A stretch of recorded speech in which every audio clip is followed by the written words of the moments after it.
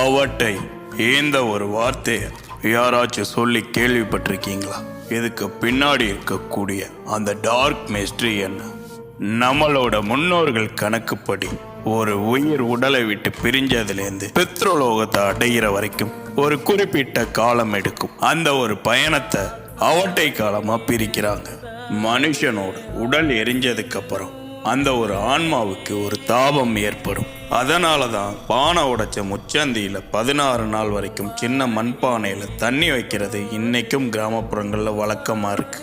ஒரு மனுஷன் இறந்து 8 நாள் வரைக்கும் அந்த மனுஷன் இறந்ததை அந்த ஆன்மாவனால் ஏற்றுக்க முடியாது.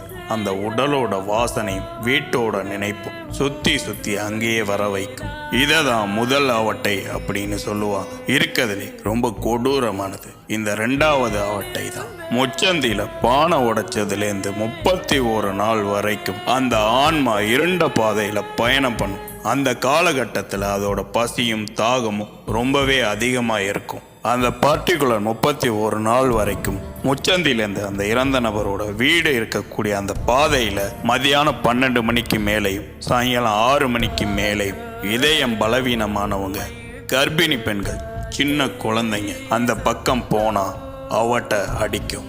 அதனால தான் 31வது நாள் அவங்களுக்கு பிடிச்ச சாப்பாடெல்லாம் செஞ்சு பெரிய படையல் போட்டு அவங்களோட பசியை ஆற்றுவாங்க. இன்னும் ஒரு படி மேலே போய் அவட்டையோட கால அளவு மாச கணக்கில் பிரிப்பாங்க. 3 மாசம் அவட்டை, 6 மாசம் அவட்டை, இந்த மாதிரி மாத கணக்கில் அவட்டைகளை வகைப்படுத்துவாங்க. அதுலேயும் இந்த 3 மாசம் அவட்டை மனுஷனை கண்டிப்பாக கொன்னுடும். நீங்கள் கிராமப்புறங்களில் இருந்தீங்கன்னா அவட்டையை பற்றி கண்டிப்பாக கேள்விப்பட்டிருப்பீங்க. இன்னும் அவட்டை பற்றி தெரிஞ்சுக்கணும்னு நினச்சிங்கன்னா கமெண்ட் பண்ணுங்கள். மறக்காமல் நம்மளை ஃபாலோ பண்ணிக்கங்க.